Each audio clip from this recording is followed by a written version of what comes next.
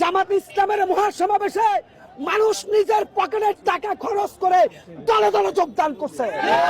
আমি বিএনপি করতাম, কিন্তু বিএনপির ভিতরে যে বখাটে বেয়াদব ঢুকেছে তাদের মুখে জুতা নিক্ষেপ করে ইসলামিক দলের শরীক হয়েছে। খিচুড়ির বাটি হাতে জনসভায় আসে না, বাংলাদেশ জামাত ইসলামের কর্মীরা 200 টাকার জন্য পল্টনে আসে না। জামাত শিবির রাজাকার এই মুহূর্তে বাংলা স্যার এই কথা বলে খুনি হাসিনা কাপড় খুলে পালিয়ে গেছে। জামাত ইসলাম যেভাবে বিদ্যুৎ গতিতে এগিয়ে যাচ্ছে, একটি দলের সুলকানি শুরু হয়ে গেছে। বাংলাদেশ জামাত ইসলামের প্রত্যেকটা নেতা কর্মীর মাথার তালু থেকে পায়ের তালু পর্যন্ত পুরোটাই কলিজা, যেটা আজকে প্রমাণ হবে।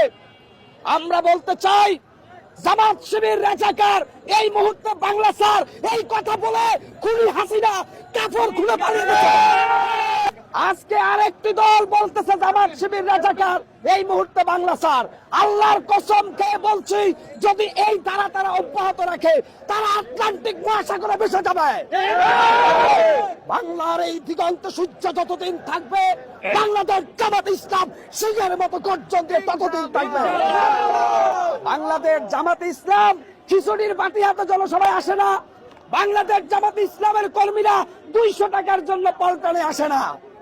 আজকে আমি একটি বেয়াদব ছেলের নাম উচ্চারণ করব, যুবদলের আহ্বায়ক রবিউল ইসলাম নয়ন।